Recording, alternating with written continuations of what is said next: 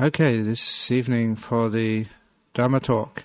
Because I've just come back from Singapore this afternoon, and I'm very glad that people aren't wearing masks in front of me, because over in Singapore people are going crazy with fear of a virus, or fear of war, or fear of so many things. I thought this evening I'd talk about fear. What is it and how to overcome it? Because fear is something which creates so many problems and difficulties in our lives. It stops us being happy. It stops us being free. We become prisoners, as many people were in Singapore, and sometimes other places, refusing to go out, staying in their home just in case. But you're doing the best thing coming to a centre like this, listening to Dhamma, even in a crowd, because when you listen to good things, when you get happy, even if you hear one of Ajahn Brahm's terrible jokes, you laugh, and with that laughter, that releases endorphins in the bloodstream, it increases your immune system. It's like being inoculated. So this is the antivirus for all life's ills. There you go, you've just been inoculated. So you don't need to wear a mask, but you need to wear a smile. It's true. So, why is it that people don't wear a smile? And what happens with fear? And what's the danger of fear? I remember, I was just saying this to somebody just a few moments ago before I came in here. I remember many occasions as a young monk in northeast Thailand, in the jungles, meditating. And I think you can all probably relate to this experience, even if you haven't actually meditated in the jungle. So often you'll be sitting out there, nice, peaceful, nice, quiet, and suddenly you'll hear a noise of an animal approaching you. Now, I was very rational. I was very mindful. I was very careful. But I also knew in those jungles there were tigers and elephants and bears, and they regarded monks as tasty. So when I was meditating, you'd always hear the jungle animals, and sometimes you'd realize that that wasn't just a small jungle animal, not just a squirrel or a jungle civet cat, because the sound was just too loud for a small animal, and they'd approach the place where you were sitting. And as they approached, you'd listen very carefully, just to try and figure out what that animal was. And you'd listen, and it soon became very clear to you. You weren't exaggerating, you're being very mindful. That was a big one. That must at least be a tiger, or even an elephant, because you could hear it very clearly with your ears. And sometimes I got so afraid, I opened my eyes. When I opened my eyes, I saw this tiny mouse. It couldn't be more than 2 or 3 inches long. And I thought, what's happened there? I was mindful, I was clear. It would have been okay if it was at least a big mouse, but it was only a small one. What had happened there that, in my mind, that tiny mouse had become a big, monk-eating jungle lion? Well, not lions, don't have lions but tigers or elephants or bears. And I'm sure you've all had that experience from time to time. A little sound seems so huge when fear comes up. Fear is that which exaggerates reality. And the point is that you can't tell that difference in reality, because with fear, that's actually what you hear. You actually hear a big jungle animal when you're afraid. And this is the problem with fear. It amplifies, it exaggerates, and it bends our perceptions to hear what's not truly there, to fear what's not really worth fearing. Just small stuff, that's all. And too often in our life we make fear exaggerate the reality of our lives. So that's the first lesson in fear. It bends the truth, and we don't really know what we're afraid of. And the second thing with fear, it means that it cramps our mind, so we don't don't really know how to respond to what's going on. It cramps us because we tighten up. As I tell people when they learn meditation for the first time, do you remember the time when you first rode a bicycle? When a person first rides a bicycle, they're so afraid of falling off. How can you remain vertical on just two wheels? Please give me a third one or a fourth one. But because you're afraid, because of fear, what happens? You tighten up, you cramp, and you hold those handlebars so tightly your knuckles go white. And because you're so stiff, cramped up, afraid, what happens? You fall off. Again, again, again. The more you're afraid of falling off, the tighter you become, and the more likely it is that you do fall off. I don't know about you, I did that many times until I learned just to relax. Don't be afraid of falling off, and then you never did fall off, or at least very rarely, when it wasn't your fault. So these are examples of what happens when we cramp up. When we cramp up, when we're afraid of making mistakes, that's when mistakes happen. The fear amplifies, and the fear makes us cramp. And the fear makes us actually achieve what we're afraid of doing. I think many of you may remember the story I've told here about when I used to watch the television. That was over 30 years ago.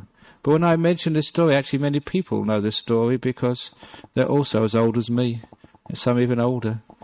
For those of you who haven't watched this series called Kung Fu, it was a brilliant series about monks in China a long time ago. Shaolin monks who used to do martial arts.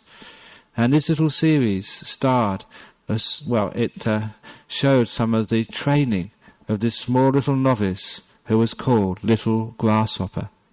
Do you remember that series? Yes, and one of the best episodes of that series was when Little Grasshopper was taken into the back room of the temple by his blind master. And he was taken into a room which is usually kept locked. It was a dark, secret room, and many rumours were around amongst the little novices of what went on in that terrible room. The master took him into this darkly lit room, and in that room there was a big, what looked like to us, an indoor swimming pool. But the master said, "Be careful. Don't go close, Little Grasshopper, because in that pool is not water. In that pool is acid, strong, concentrated, burning acid." And he took Little Grasshopper to the very edge of that pool and said, "Grasshopper, what do you see?" And Little Grasshopper said, "I see bones, Master. I see many human bones." "Yes," said the Master, "those bones belong to little novices like you who fell in. Be careful." When I saw those bones too, and heard about the acid, even though I was just in London watching the telly, I was scared too. And then Little Grasshopper was told about a plank which was stretching from one side of the tank to the other, one side of the pool to the other.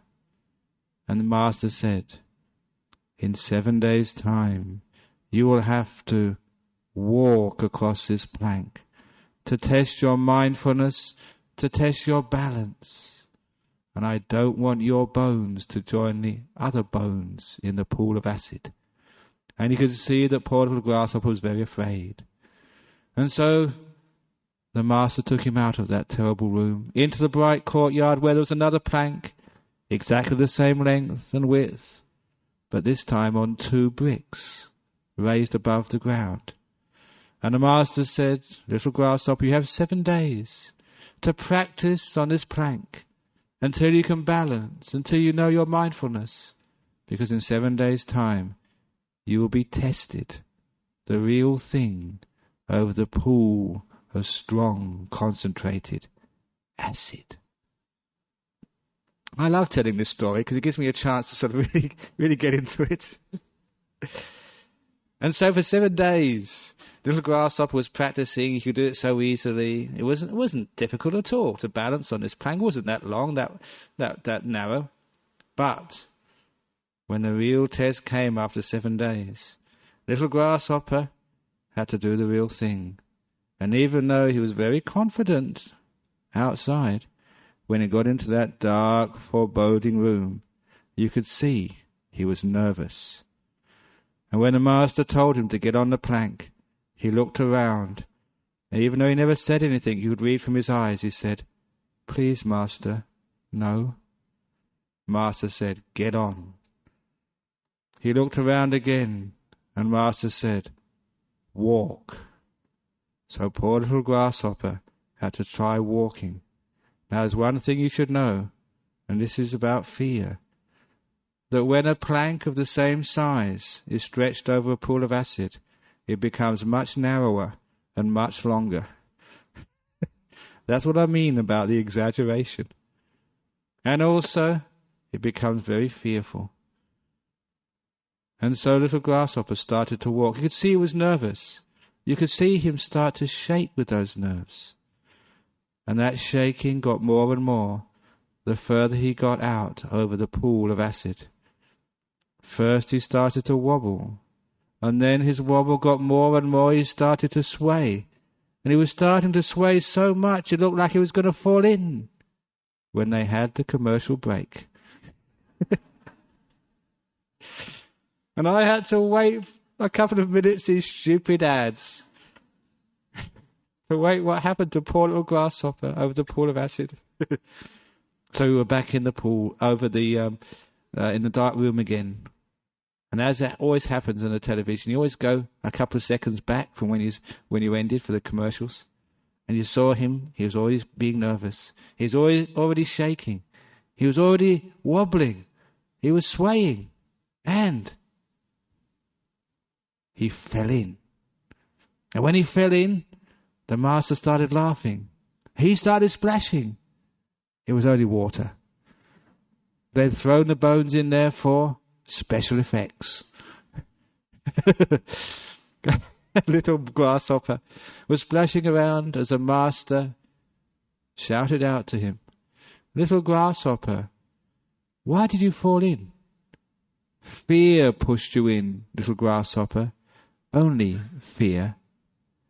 It was a demonstration to grasshopper, as a demonstration to me, and now a demonstration to you, of the power of fear. How it can push us in when we're afraid of falling. How it can even create sickness when we're afraid of sickness. How it can make us fail when we just can't fail. We don't want to fail. This is a problem with fear. It actually goes against what it's trying to do. It tries to stop us making mistakes, getting sick, but actually it gets the opposite. We actually do get sick. And the reason is because our mind is so powerful. As the Buddha said, the mind is the forerunner of all things. The mind can actually make you sick out of fear. I know the power of the mind. Even when I was a layperson, when I was a student, I remember once when I was studying for my teacher's degree after Cambridge, I was studying at Durham University in the north of England. I just moved into a house with some other students, and I got a terrible cold. So I missed the lectures that day. I wasn't lazy, I was really ill, and I was lying in bed with all the other students out at the university campus, and my nose was always have to be blown, my eyes were running, I had a fever. You felt terrible. You know when you got a very bad cold or flu? I felt like death. And as I was lying there, just counting the minutes, there was a knock on our door of the house the students had rented. A very loud knock, persistent. So I dragged myself out of my bed. I went to the door. It was a delivery truck. They were delivering my hi-fi system. I'd sent it from town. It took so long, and now it had arrived. So I took delivery, quite gladly, and I took it upstairs. and I connected it all together, and I put my first record on. I think it was Jimi Hendrix, and I liked Jimi Hendrix. Amazing the power of Jimi Hendrix. Because as soon as I put that first record on, I noticed my eyes had stopped streaming. The nose had gone tranquil. It wasn't sneezing anymore. I had no fever. The cold had gone. It had gone in just 3 or 4 minutes. It's called hi-fi therapy.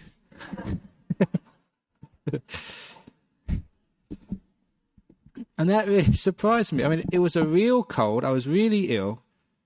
And it suddenly disappeared. The power of the mind. If you enjoy it, you're having fun, it's very hard to get sick. Isn't it?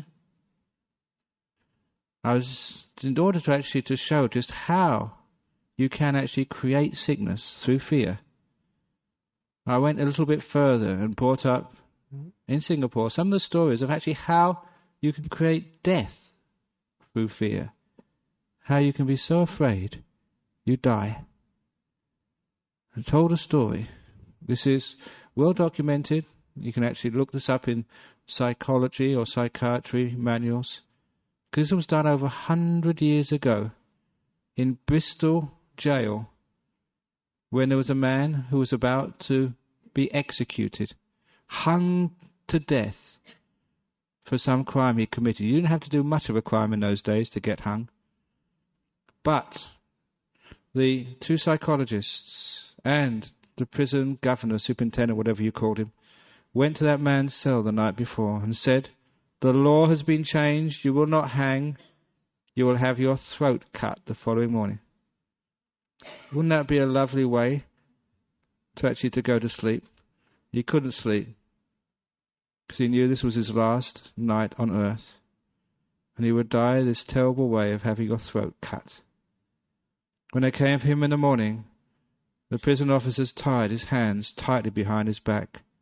They put a hood over his head and led him to the place of execution. When they got to that place of execution, a priest asked for his last words, gave him some advice, and then came the time for him to die. Someone drew the knife across his throat. He heard the sound of blood coming out. He fell to the ground and died. That's what he thought. What actually happened was he was taken to the prison washrooms. Someone got out the old-fashioned razors, which people used to shave some 20, 30 years ago, and drew the blunt edge of the knife across his throat, which didn't even scratch him, let alone produce any blood. And it was one of the psychologists who turned on the tap in one of the wash basins. That was enough for him who'd thought about his imminent death, afraid, probably terrified with so much fear, that when he felt cold steel against his throat and heard the sound of some liquid running, his mind, his belief, his fear killed him. And that's not the only time this has happened. There's another occasion more recently in a truck company in the US where a person was stuck in the back of his truck, a refrigerated truck, as he was cleaning on Friday afternoon. A wind slammed the door shut and he couldn't get out. He was the last truck out of the yard. He banged on the walls, he shouted for his friends, but they were all gone. He knew he'd be stuck there on the weekend, but he also knew that no one can withstand sub-zero temperatures of that degree for so long. He knew he would die. And we know this because that's what he wrote on pieces of paper as he was dying. He said his last words, made his peace with his family, and then he wrote that to make his death not in vain, that he would describe the sensations of someone freezing to death, so that maybe medical science could have more information, maybe to help people in the future. He didn't know why, but he thought it was of use to record for posterity every symptom of somebody freezing to death. And indeed, on Monday morning, when they found the truck and they opened it from the outside, they found him dead inside the truck. And they had all the notes there. There were classic symptoms of freezing to death. Doctors already had those symptoms all worked out, just as you would expect. The only anomaly, the only strange thing was the refrigeration unit wasn't turned on. It was normal temperatures, nothing different, because he thought and believed it was cold. It was cold for him, and he froze to death. That is how powerful the mind can be. We all know in Australia, the Aboriginal community, at least the old ones, pointing the bone, because they believed if you had the bone pointed to you as the penalty for some terrible crime against their cultural laws, that you would die. You would always die. Now, what I'm saying here is the power of belief and also the power of fear, and how fear can actually kill us, and how fear can make us sick. I recall an English novelist called Edgar Allan Poe. He wrote horror stories, which is why I liked reading them as a young man. Why is it we always like horror stories, or something which is terrifying? Some of us like fear, and I put my hand up, I like that as well. But sometimes I used to laugh. In one of his novels, which I recall, it was called The Mask of the Red Death. It was a novel set in Europe in the time of the Great Plagues, where whole villages were wiped out, where the population of Europe, I think, was halved or quartered over the space of 100 years. There was plague, Black Death, and this was a novel about the Red Death. At the end of the novel, he described some angels of death. This is how he personified how death happens. Grim Reapers. It's amazing how those Grim Reapers in European mythology are all dressed like monks with hoods over their heads. But anyway, they came together in a forest to compare notes, saying, how many did you kill in that city? How many did you kill in that town? How many did you cause to die? And one of them said, and this is the line which I always remembered, one of them said, I only killed 20, and fear killed 200. And that was very poignant, very meaningful, because how much does fear kill people? Much more than you can imagine. The mind, being the forerunner of all things, can actually create illness, sickness, death, and also the mind can stop this all. This is why fear can be so terrifying. Why the only thing you should really be afraid of is fear itself. Caution is fine, but fear cramps you up, makes you tense, reduces your immune system, and actually makes you ill. So fear is dangerous. The virus of fear is the one causing the problems in many parts of the world. And so how do we overcome this? Once we know it's a problem, how can we live without fear? First of all, the way we live without fear is actually just noticing what is going on. We're exaggerating the future. We're exaggerating what might happen to us. We're exaggerating all the very worst which might happen. When I was in Singapore this morning, telling people how many people have actually got this virus, SARS. I think about 120 have been admitted to hospital or something.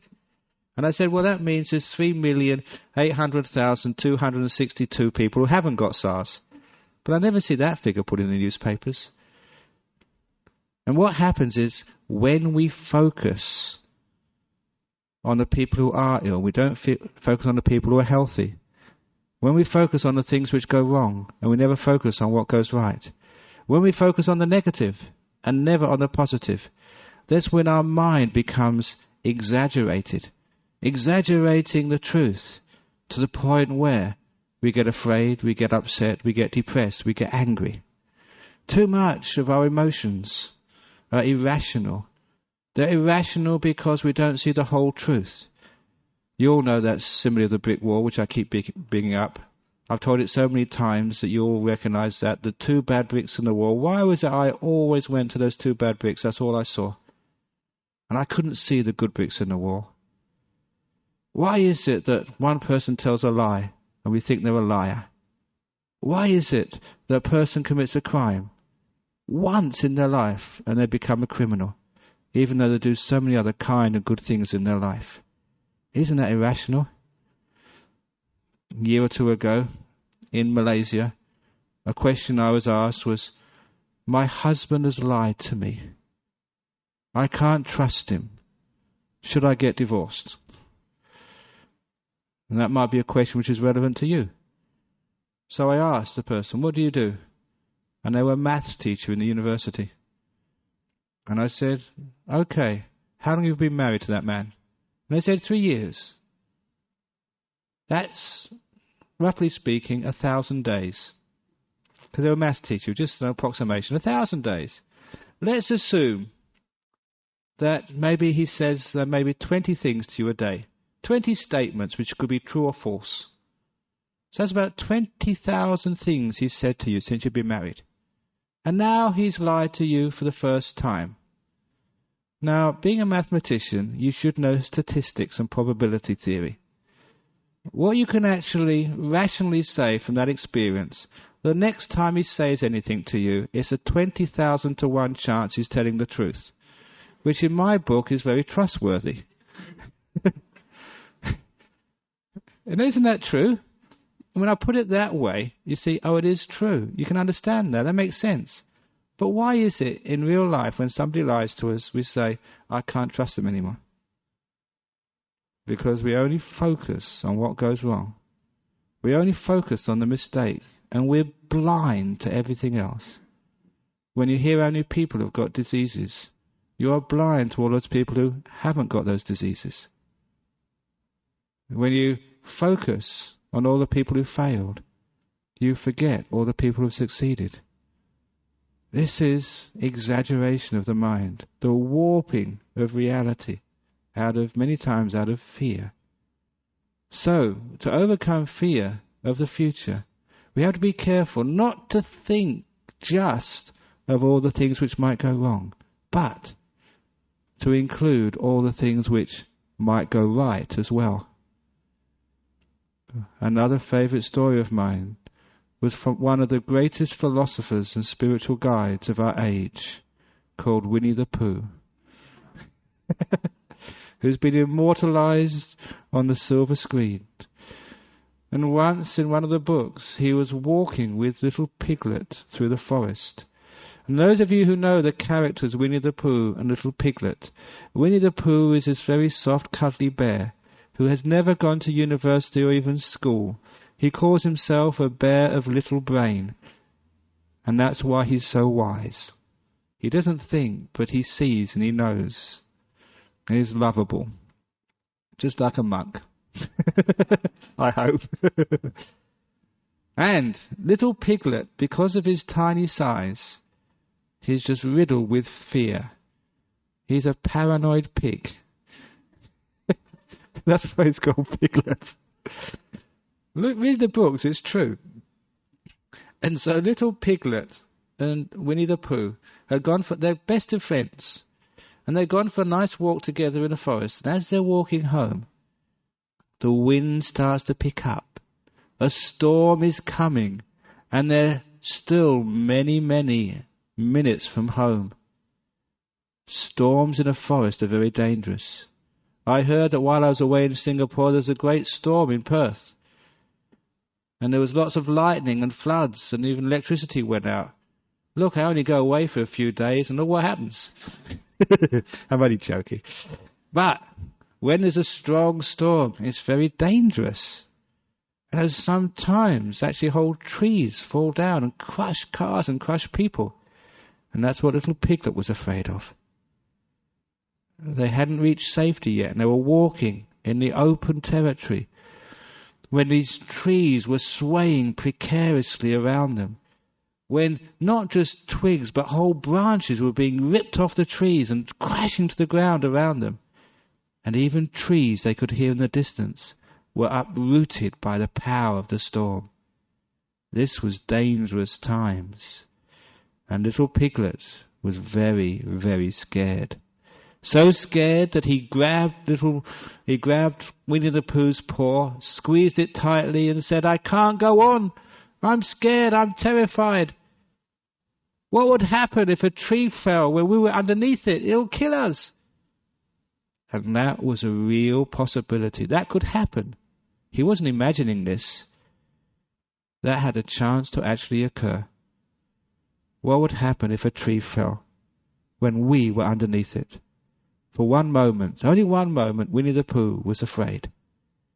But then his Buddhist wisdom, I'm sure he was a Buddhist, I claim him. His Buddhist wisdom or his truth came to the fore. And you know how he overcame that fear of being crushed by a tree? What would happen if a tree fell when we were underneath it, he said. But what would happen if it didn't fall on us when we were underneath it? What would happen if it didn't? And with that, all the fear passed and they walked home safely.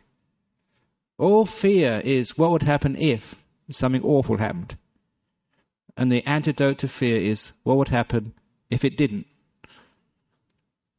When people came to my talks in Singapore, instead of thinking what would happen if somebody in there has got this terrible disease, what would happen if Ajahn Brahm brought this terrible disease back to Perth and you're all in range? You're scared, come on. What would happen if it didn't? And there's more likelihood it didn't than there is that it did. Now that's how we overcome fear. To change our perception around. Instead of looking at what will go wrong, we also include what will go right. What will happen if my relationship doesn't work out again? What would happen if I have to go through the same terrible pain again? What would happen? If you think like that, fear, you tense up, you don't relax, you're not yourself, you can't enjoy your partner, you don't have fun, so they're not enjoying you, they think you're weird, they go off to somebody else. You've actually feared yourself into breaking your relationship again. How often does that happen? Instead of thinking of, what would happen if he doesn't like me, what would happen if it got... Why don't you think, what would happen if he does like me, what would happen if it really works out okay? What would happen if we're just happy for the rest of our lives? Think like that. That's a real possibility too. I'm not quite sure, but I think I remember from reading about the divorce rate of people. Even the divorce rate is high, still the majority of people actually stay together when they're married. Is that correct? Still the majority actually make it. So why not when you get married not think, I'm going to get divorced, I'm not going to get divorced, everyone else gets divorced, my friend got divorced, oh my goodness, then you will get divorced. So all you actually see, you see the reality. You see the reality and then seeing the whole picture. Then you don't focus on the negativity of the future. Focusing on negativity in the future is the root meaning of the word fear. Being afraid of what will go wrong. So you kids doing your exams, you people going to interviews for jobs, whatever you are, whoever you are, don't ever think what might go wrong, otherwise it will go wrong. You tense up. You can see how it works. You see how you actually bring those things into reality through fear. Even sickness, you can see how you can bring that reality because of tightness, tenseness, fear, decreased immune system. That's why you get ill. So you can see what needs to be done. Now the next thing with fear is actually to bring mindfulness to what's going on, so you can always remember what's happening. You always remember that fear is a big problem and fear is delusion. You're just seeing one half of the problem, and fear exaggerates the odds against you. It exaggerates the odds that I have to get this disease or I have to fail. Just like it exaggerated little mice I heard in the forest. With that mindfulness, you can get wisdom. As you've heard me say before, mindfulness is not just seeing one door to go through, but many doors. It sees the big picture. It gives you more information, wider opportunities. And so with mindfulness, you see there's other ways of dealing with this. Wisdom, and also telling man, oh, shut up, don't be stupid. And also bringing a sense of happiness. Happiness, and this is an important point, is mental energy. You need mental energy to be mindful. You need happiness to be clear. For example, that when you wake up in the morning and you're very, very dull, are you happy? I don't want to get up in the morning. Another Monday. Another Friday. I have to go and give a talk this evening at Dhammaloka. Oh my God. I don't want to. If you think like that, you've got no energy, you're depressed, and you're not mindful and clear. Which is why I teach my monks in Bodhinyana Monastery. I teach this to myself, and I'm teaching this to you now. Tomorrow morning, when you first wake up, jump out of the bed. Zippity-doo-dah, another day. It's Saturday. Whee! I'm not crazy. I'm just happy, that's all. When you put energy, the first thing in the morning, you get mindfulness. You're alert, you're awake. Which means you don't make mistakes. Which means you can overcome fear. Which means you can protect yourself from sicknesses. Everybody knows that happiness is mental energy. Mental energy goes into the body as increasing your immune system. You don't get diseases. I never saw that movie, but apparently a few years ago we did a fundraiser. Everyone went to see Patch Adams. Apparently it was actually a real person who used to make people sort of healthy just by making them laugh. As for me, when I tell my jokes, it usually makes them sick. Oh, no, it's a terrible pun. But they're not really. Even puns, people like to laugh at it. So you see that when sort of we put energy into our life, it's mindfulness. It's awareness, alertness. You're alive when you're happy. When you're depressed, you've got no mental energy. And depression is also sadness and suffering. And if you have a big tragedy in your life, it might be like a loved one has suddenly died, or you just got sacked, or whatever else it is, and then you feel, ugh, I'm so depressed. Why does this happen to me? You've got no happiness, but you also got no energy. Please notice the connection between mental energy and happiness, and how you can put mental energy into things. With positive, seeing the whole picture, and that way you don't get fear. Anxiety, especially anxiety attacks, often comes to people who don't know how to have fun. People who don't know happiness. People who don't put joy into their life. That's why they get anxious. And I know this because I was told once that the most fearful thing to do is to give talks in public, to be a public speaker. And this is my job now. I have to do it all the time. And even people say that even if you've been a public speaker for a long time, sometimes after 2 or 3 years, it might just come up. You're just very afraid. What might I say? But that never happens to me. Sometimes when I was in Singapore, 2,500 people will come into my talks over there. On a big stage. Sometimes you go on television. And it's dangerous going on television these days. You know why? Because now they've got these television series, I've been told, where if you make a terrible mistake, you do something really stupid, it's recorded and shown all over the world. In the old days, they just edit it out and do it again. Not now. So imagine you were being interviewed on TV, live, and you knew if you pick your nose, that would be what was shot on these movies. Or if you fell off the chair or you said some stupid thing. Isn't that fearful? Isn't that terrifying? That you are being shown all over Australia, maybe the world, and all your friends will see it, and they'll tell you about it afterwards. Yeah, I saw you last night. So I actually got this amazing trick. I don't know if it was taught to me or where I learnt it from, but it certainly works. If you ever have to give a talk in public, if you have to present yourself to others, if you ever interviewed on TV, then the only thing to do is to have fun, to enjoy yourself, to relax and just make it a big jest and joke, have fun. Because when you have fun, you cannot be afraid. It's an antidote to fear. And that's actually what I do. When I came in this evening, just like every evening, I haven't got a clue what I'm going to say. When I go in front of 2,500 people, I don't know what I'm going to say.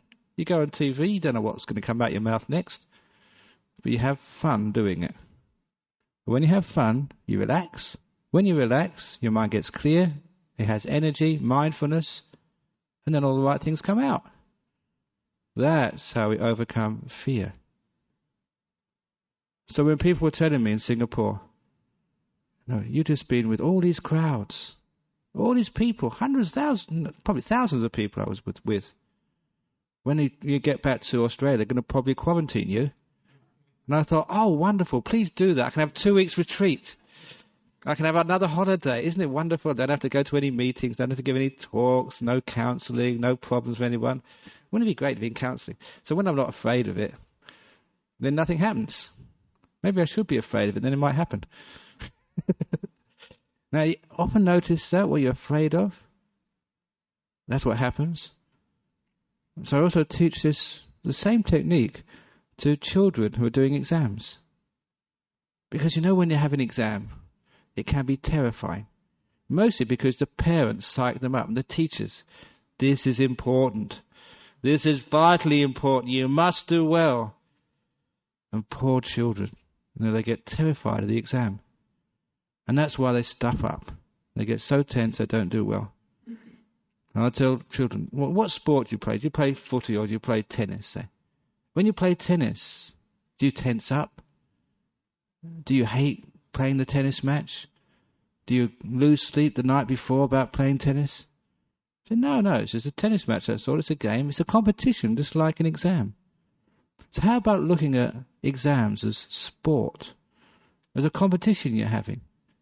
It's just a game you're playing, which you try to do your best, but it's fun. Even when I was a school teacher, for 1 year, I had to set the maths exam. I must have had these intuitions, this wisdom from the past somewhere, because I set a maths exam. Do you remember your maths exam when you were at school? I put a joke in my maths exam. I remember that I did. It was like a geometry. And I said, I started the question off. 2 teachers, sit still and be quiet, were standing at a distance of 100 meters, an angle of... I started that way, sit still and be quiet, because that's what teachers always tell the kids. And I wrote it down. Now, I really expected the headmaster to sort of scratch it out and tell me off.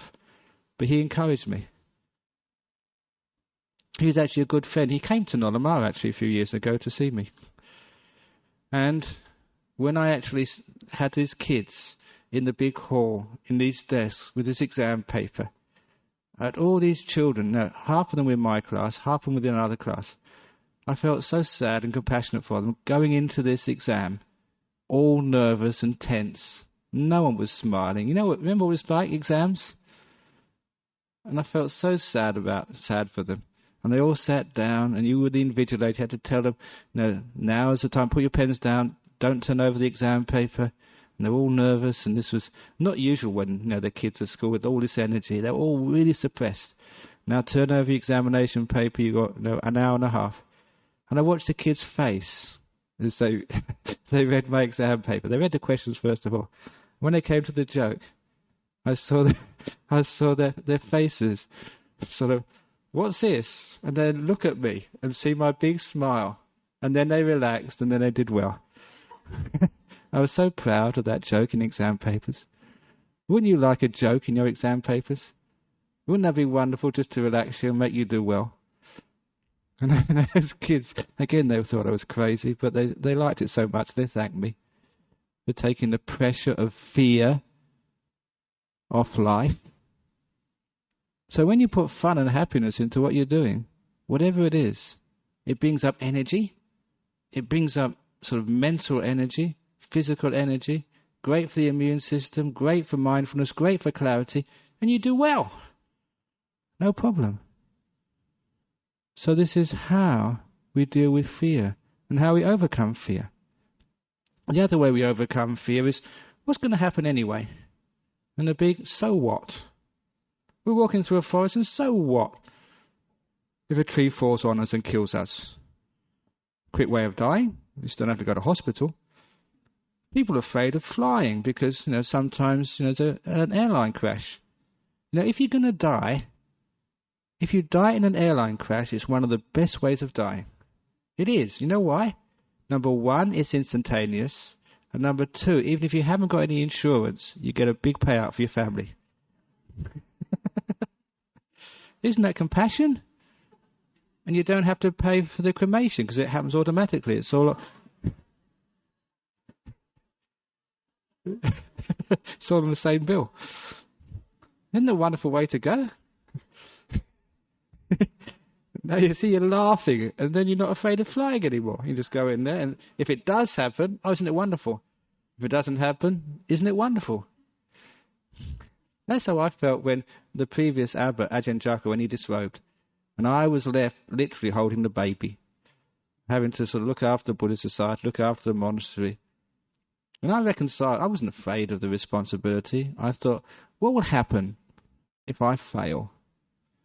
And if I'm no good as a teacher, and the monks just really have no faith in me, and they don't do what I ask them, and they think my talks are really boring, and I'm really stupid. What if I come in here and I give talks and all the people go, give me raspberries and say, that's really stupid. They walk out the door and they throw tomatoes or whatever. And I thought, what happened? I thought, that would be great. Then I could be a hermit. I can just spend all the time and no one will bother me anymore. I can have all the time to myself. That would be marvellous. That would be great. So I thought, if I fail, that would be wonderful. Then I thought, what if I succeeded and the monastery went well and got lots of people coming to the centre over here? Oh, that would be wonderful. That would be great because I can enjoy helping people. And so it became, I turned everything into win-win situations. And that's how I overcame fear. Because why could you be afraid when you can always make something out of whatever happens to you? Whatever happens. Even if you get sick. Even if you don't get sick. If you die or you don't die. You win both ways. Then you don't get afraid. So I tell children doing exams, if you pass the exam, that's great. You can, you feel good about yourself, and your parents will probably give you a few gifts, and you can get on further in life. But if you don't pass the exam, that's great. You don't have to do any more. It's true, because the only way to stop doing exams is to fail one. And then you're finished. You're free.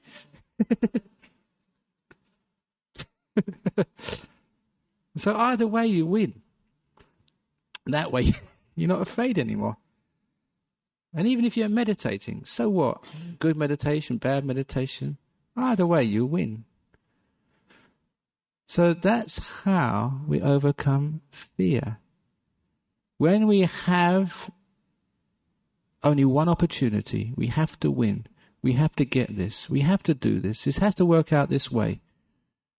When the other opportunity, the other possibility is rejected, can't happen, it mustn't happen, it shouldn't happen, then we have fear. When both possibilities are acceptable, whatever happens, we can deal with it, we can make something out of it. What are you afraid of? It's easy. So a lot of times we have vested interests. This must happen. The other thing must not happen. I must not die. That would be terrible. I must live. I must not get sick. I must be healthy. I must pass the exam. I can't not pass the exam. I must win. I can't fail. That's attachment. That's thinking that you are controlling the universe. the big me. When you let go of self, control, it must be this way, it can't be that way. That's what controlling is. It has to be my way. When we let go of controlling, again, no fear. Just nature unwinds its wonderful course, and I'm just a passenger on this journey, and whatever turn I get, and whatever comes across is just life showing me, teaching me its uncertainty, its wonders, its little twists and turns of my life. When you actually look at it that way, there's nothing to fear anymore.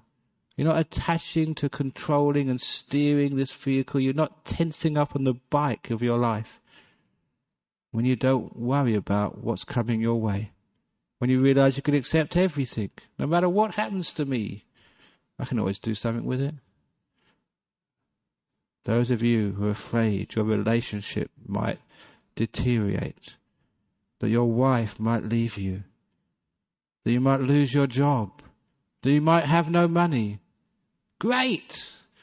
Now I'm free to become a monk.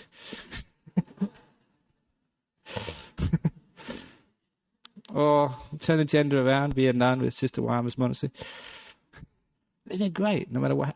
So when you actually have that positive attitude, when you have no vested interests, when you let go of life and the future, of control, of mine, then you have no fear anymore. Letting go is the ultimate end of fear. So I don't care if I get SARS, I don't care if I die. When I don't care about these things, you know what happens? You don't get them. When you're not worried about life, that's when you live long. I'll finish off with one of my favourite quotes. The comedian George Burns, when he was 96 years old, on his birthday, he was interviewed by the press. And the reporter asked him, and this was actually printed, he said, aren't you worried about your lifestyle and its effect on your health? Because you smoke many cigarettes every day. You drink alcohol, heaps of it. You stay out late at night with a terrible lifestyle. You have no exercise. You eat junk food. Aren't you afraid of dying? And his answer, because he's a comedian, but most actually jokes are actually right down to the point of things. That's why they're so funny, because they're true. He said, I'm not worried. My wife, she was worried, and she died 20 years ago. So don't worry, okay? Thanks very much for listening. Any questions about the talk tonight? Yeah, go on. He's our president, by the way. I'm afraid of what he might ask. He knows too much. Go on.